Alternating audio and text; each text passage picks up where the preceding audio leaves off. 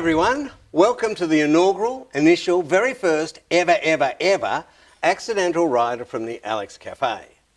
This is a show about writing in all its forms and genres and the business of getting it out there.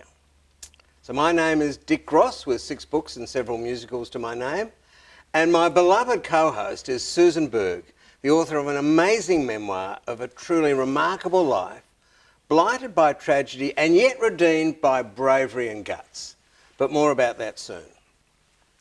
So because this is the initial, very first ever show, we're going to start with my favourite conversation topic, me.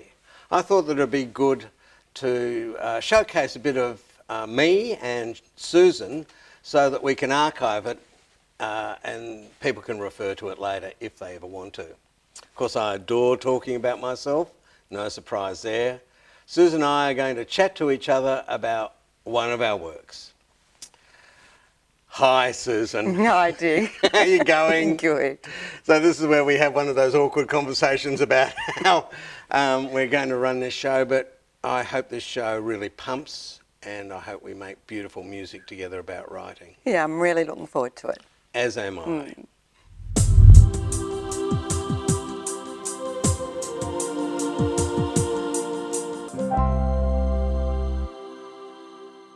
So this is a discussion about your book, your remarkable book. I didn't just read it, I devoured it.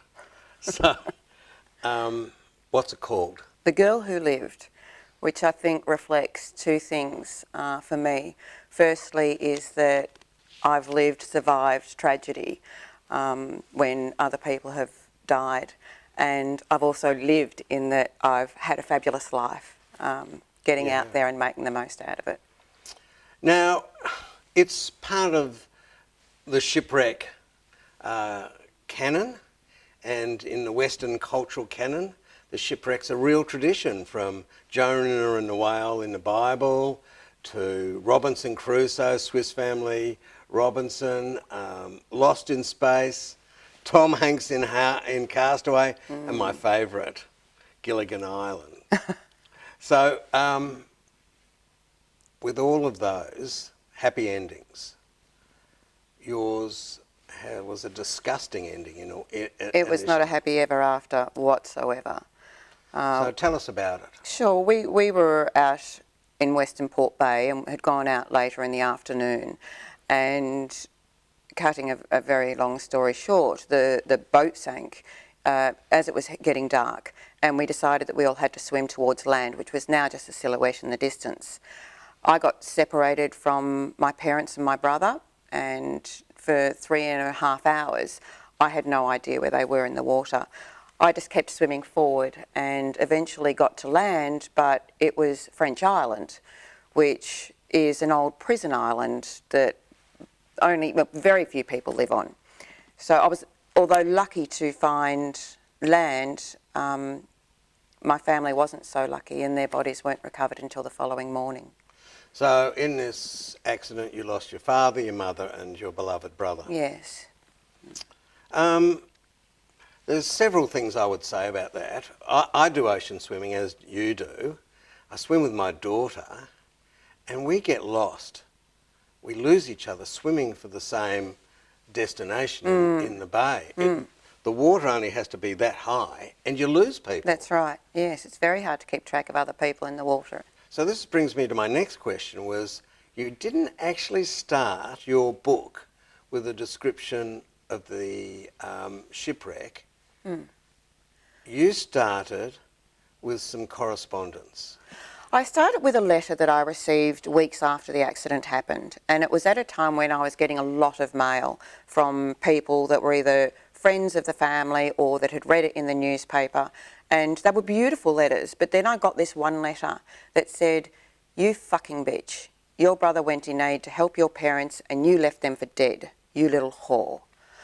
And those words have just stuck with me ever since reading it, and I think for me at that time it just cemented my sense of responsibility, that I was responsible for the deaths of my family. And I think I felt that way because I had been the person that had been driving the boat when it sank. And I had then left them to go ahead for help. And when I did finally get to land and go up in a helicopter and try and find them, I couldn't locate them. So there was this huge feeling of responsibility that I had failed my family. And How that old were you? I was 15 at the time. And yet this correspondent called you a whore and a fucking bitch.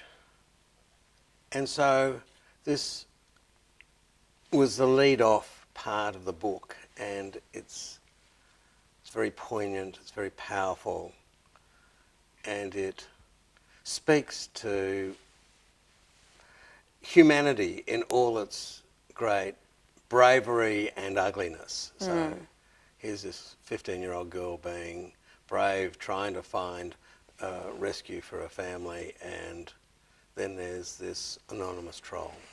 They're everywhere, aren't they? They're shocking. But it just interests me that, you know, you have to make choices all the way through the book about the order of things, and it sort of does matter. It matters. And so what it screamed to me was that this offensive, odious letter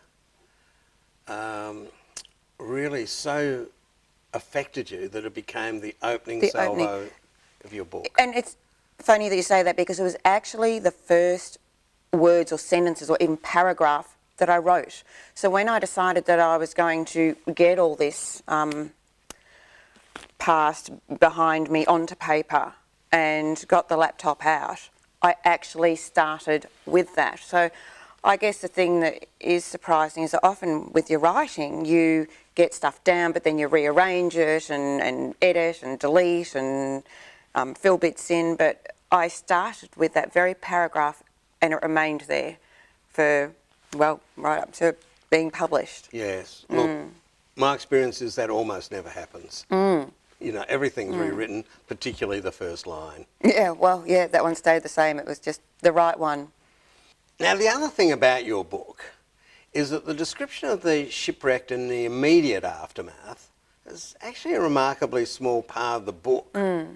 You fill up the rest of the book with all of these other tales of excitement, good behaviour, bad behaviour, and so what was your thinking about that? Why? Because it's early on and because it's so dramatic and traumatic, we don't hear much about you before the accident, but we hear a lot about you after. Why did you make the decision as a writer not to make the whole book about the accident, about those 2 days? It was purely because I wasn't writing for anyone else to read it. I was writing for myself. I was writing, as I said before, to get stuff out. And so therefore it was my opportunity to write down all the things I'd been through, to reflect and heal. And it was a really powerful way for me to heal, because I got to look at my behaviour, I got to look at my different experiences and see them from different perspectives, but also look at things, like my behaviour, and look at things that I wanted to change, things that I didn't want to carry forward into my future. So I guess the whole thing with writing was that initially it was only for me. You are the complete accidental writer. Yes, yes, absolutely. Now, the other writing choice you made, and it's a problem with my stuff, is that I overwrite it. I lecture the reader, I put in pop psychology and explanations and my theories, which in the end are sort of boring, but you didn't do that. You just had a recitation of the stories around your life. Did you do that consciously, or that's because that's who you are? Again, inexperience, not knowing how I would have done it maybe differently if I had looked at it as becoming published work. I would have spent time undertaking loads of courses or learning about how to be a creative writer, and I didn't do any of that. So I think it would have ruined it, because it's just the raw material. It's the raw material, and in the end, as you read it, your brain ticks over, and you know, you're always asking yourself, what did this dramatic event in a young woman's life mean for all of the things that happened through the life? Now, like many lives, your life has been punctuated by suffering and death. It's part of the human condition. Yes. None of us can escape that. No, but it seemed to haunt you more because, is that correct? It just didn't stop. Like, I think losing your family was such a significant part of the family at such a young age. And then it was just continuous trauma afterwards. You know, it was my grandmother died 2 weeks later, and then my uncle died, and then my cousin drowned, and I had 2 kittens and a goldfish, and all of this in 12 months' time, less than 12 months. And I think that at the age of 15, I didn't have the ability or the skills or the means to cope, to know how to process what I was going through. My life had suddenly been ripped out from underneath me, and I didn't just lose my parents and my brother. I lost the love, I lost the security, I lost the home. You virtually became an orphan. I lost, yes. My whole life just was, as I had known it, was over. Final question. Irony of ironies, after almost drowning, you're now an open water swimmer. I am now. I actually, with my PTSD, had trauma or a huge fear of the water, and so for 30 years I avoided it. Didn't go to pools, didn't go down to the beach. Even on hot days, it was just not an option for me. But after my book was published, I met a gentleman who, knowing my fear, challenged me to face it and swim the Lawn Peter pub, which is just a 1.2 kilometre swim. I've done that 10 times. I've got my Shark Bait award. Now who's showing off, yeah? No, it took me a long time to overcome the fear of the water. But overcome it you have. I have now, yes. I mean, initially just 25 metres in the pool and I was having anxiety attacks. It was, you know, it was like reliving the whole experience, but I have overcome it. I managed after 14 months to swim the Lawn Peter pub. I have since gone on to swim longer distances, and in February just gone, I did the 20 kilometre Perth to Rottnest Island swim, and I'm now training for a solo crossing of the English Channel. I mean, that's remarkable, worth a book in itself. Thanks very much. Thanks for your candour and your bravery. The Girl Who Lived, great title, Susan Berg.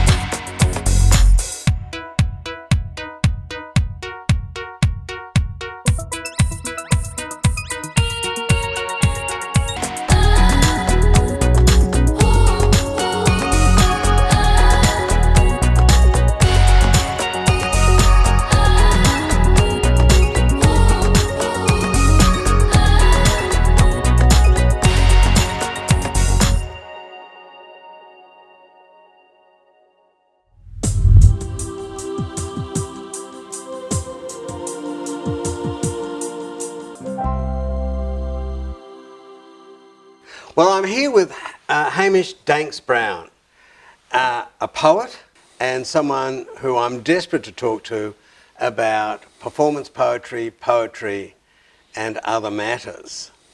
So, Hamish. Hello, Dick. How are you? I'm good. Good. No, it's good to be here. Welcome. Yep. Talk to me about your poetry. Okay. I've been writing poetry since I was about 11 or 12. I grew up in an artistic family. My parents loved theatre and writing and film and visual art, and Dad loved poetry and lyrics. And he wrote himself, but he also had vinyl recordings of poets like Dylan Thomas being read by Richard Burton, or so I grew up listening to all of that, and Dad had a real love of wordplay and nonsense, and so I started writing, and I've been writing now for over 50 years, all sorts of things, but poetry has been my greatest love. Yeah. Now tell me, the thing about poetry is that when I first encountered poetry, because I'm old, it was generally, I was generally impressed by the techniques of the traditional poets, of rhyme, rhythm, there's narrative poems, but just those writing techniques that now seems in mainstream poetry to have been diluted. It's okay if you don't rhyme, it's okay if you don't do iambic pentameter in every line. Yeah, yeah.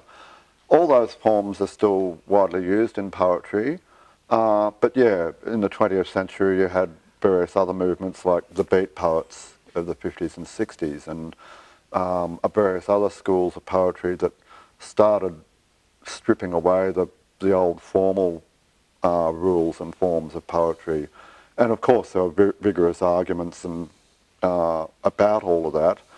I think poetry, like music, is really broad. There are many different forms of poetry going on, and not just in English.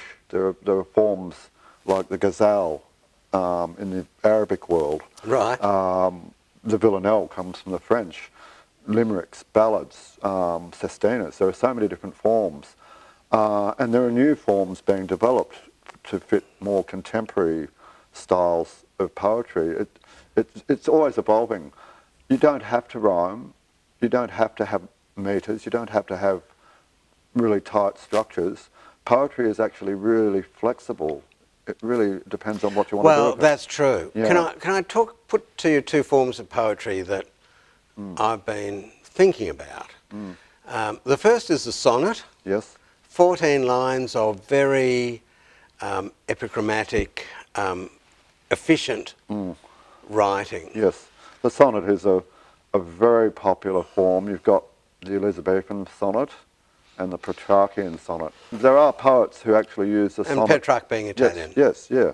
But there are poets that actually deconstruct sonnets and play with them in contemporary poetry. So it's 14 lines, but it mightn't have metre. Yes, it might not be the 8 lines first section, 6 lines second section. Yeah. It might be varied. Yeah, but yeah, the sonnet is still very strong in poetic form. Yeah. And the other form of poetry, which, you know, if I was to be a fundamentalist about poetry, I would argue is saving poetry, which is rap and hip-hop. Yeah, well, rap and hip-hop actually go back a long way because for most of human history, most people are illiterate. So poetry was a popular form of public entertainment, going back to the ancient Greeks and Romans. But when you don't have much money and you're in a culture that basically is not the elite culture, the intellectual culture, you find other ways of expressing yourself. And rap is a really good example of that. It's risen from the streets of Brooklyn and Detroit and other cities that have been hard, where people are doing it tough. And it has spread all over the world. You've got rap in Spanish, you've got rap in African languages. Hip-hop and rap have become really effective. One of the most influential groups emerged in London in the late 60s, a group some of whom are still alive and still performing 50 years later, the Last Poets. Another one is he wrote a really popular rap in the 70s, hugely influential, The Revolution Will Not Be Televised. And that still is influential nearly half a century later. Yeah. Look, that's true. And what I'm sort of grateful for rap for is the way it's preserved some of those skills, traditional skills of the poet, not the 20th century Exactly, sort of... the really, really vital and really talented rappers like Eminem, they know their A poetic boy genius, forms. really. Yeah, but he knows his poetic forms. I did a comparison of one of Eminem's ballads and found that he was using exactly the same metre and poetic structure as the love troubadours of the Middle Ages. You could actually say them both out loud, and they were absolutely parallel. Anyway, look, thanks very much for sharing that with us, Hamish. Thank you very much, Dick, and a deeply great appreciate pleasure to meet you. Yeah. Yep.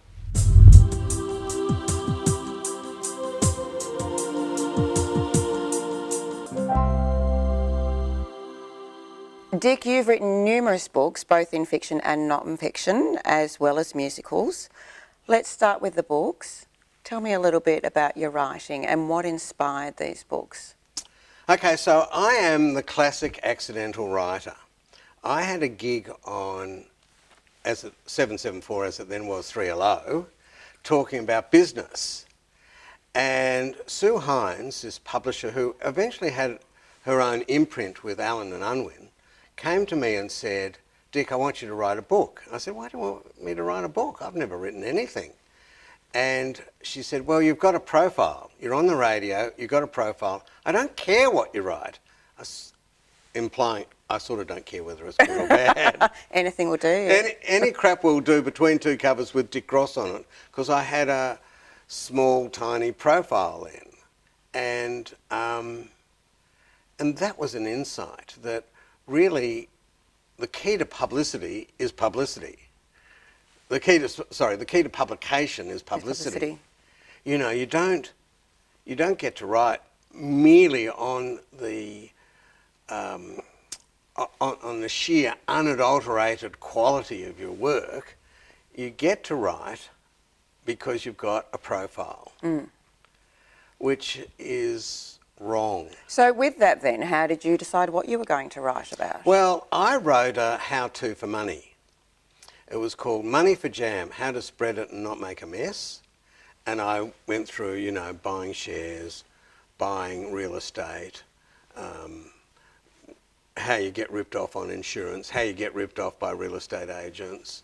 It was sort of like a consumer's approach to money. That's the start, you know, a total accidental writer. And then the other thing was I've got this passion for musicals.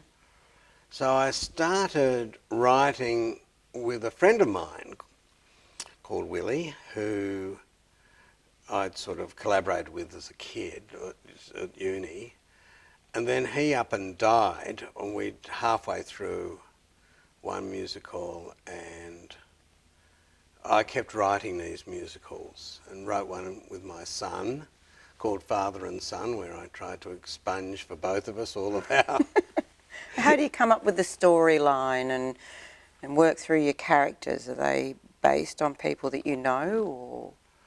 Okay, so when I thought of, before starting to write, about being a writer, I thought, how do you come up with stories? I thought about that issue. And my stories have come out of my lived experience.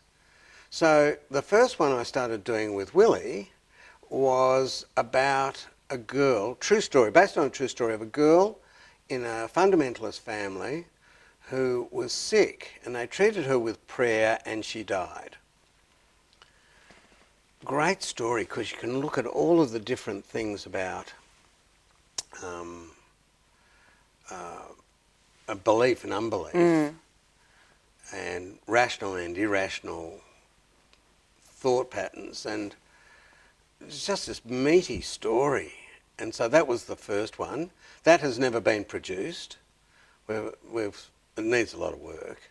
The second one was my Father and Son, which was sort of me talking about my son. And my son's a very accommodating boy, and he went in it, and God knows why. But the age gave him the tick of approval, said his performance was good, so he liked that. Give us a bit of the storyline with that. Well, it's really about a coming-of-age story where the boy is coming of age. He has a non-Jewish, I'm Jewish, had a non-Jewish girlfriend, or as we would pejoratively call them, a shiksa. And which is sort of made up because I married a Shiksa. I've been married for over 40 years.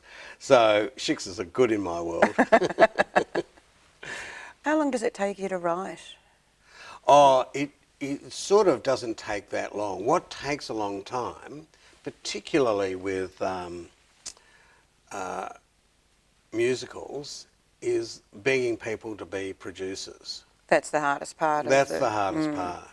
I did another musical on death, and I just thought no one's going to produce this, so I produced it. You know, I got my mates to do it. I sing with an opera company, and they all came and sang for me. And I'm presuming looking at the lighter side of death, or well, or was it a morbid? Well, no, one of the reviewers thought it was funny. She said, "How could a play about death be funny?" But it was, and so you know. And when I look at that, that's a flawed script. When you produce your own stuff, when you self-publish, you ignore some of the errors. So this was a little bit, you know, preachy and didactic, as I talked about in my conversation with you. So it could have improved, but I put it on anyway because bugger it, I wanted to put on one of my musicals. Good on you. But the rest, you know, I will spend with the one about marriage because I hope it's a goer.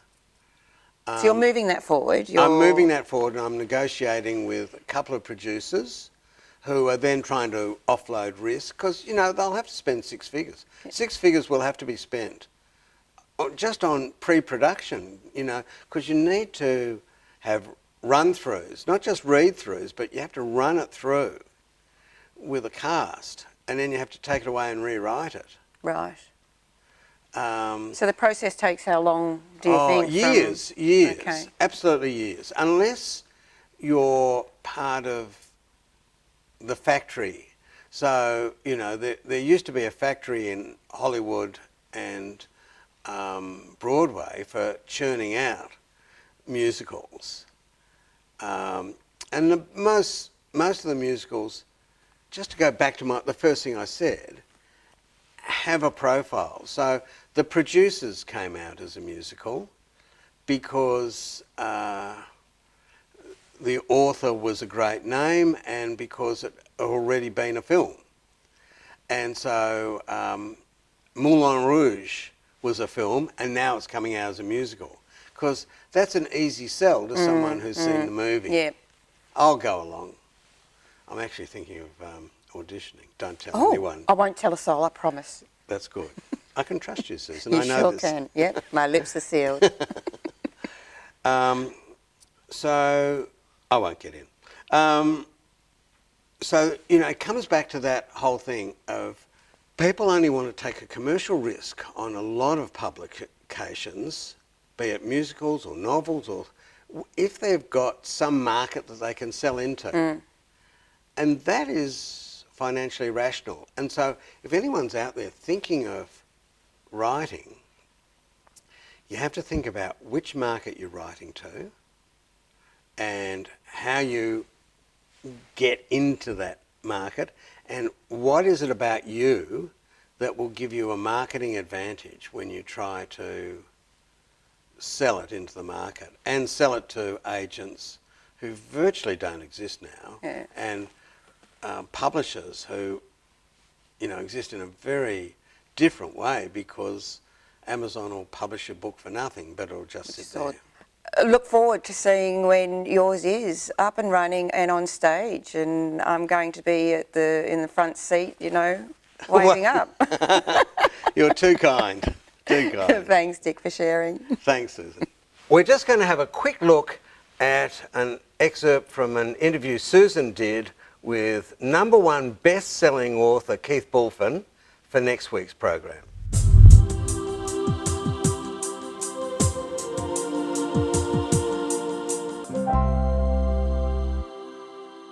Someone in Washington thought, wow, if we can get him to become the next banker for the drug cartels, we would have the key to their financial operations. How do we engineer that? And then that's when I had to knock on the door. And so by engineering this, they put you into jail in Melbourne. So what happened was they said, what we're going to do is arrest this guy and his brother-in-law, Carlos and Pedro, and we're going to put them in a maximum security unit, and we're going to place you inside the unit, and we want you to convince them that you can be the next banker for the drug cartels. And if you don't, we can make your life a misery. I said, really? Okay. And I didn't know anything about the drug cartels at that stage, other than what people knew at that time. We know a lot more now because of Netflix and films and documentaries. So I got my lawyer, and we had a meeting with the Federal Police and ASIO and all the other people involved, state and federal police and the Americans, and said, we're not going to do this. And they said, well, we'll go through every expense account, everything you've done over the last 10 years, and we'll find something and we'll charge you. So you either play ball or you don't play ball. So, and then they threatened the family. So if you don't do it, well, you know, you got a son that's just turned 18, we'll find something on him, you know, and make your life a misery. Well, our first show is finished. It's out in the ether. Hope you're enjoying it. What do you reckon, Susan? I had so much fun, and a high five to us. Thanks for joining us, and we'll see you next time. See you later.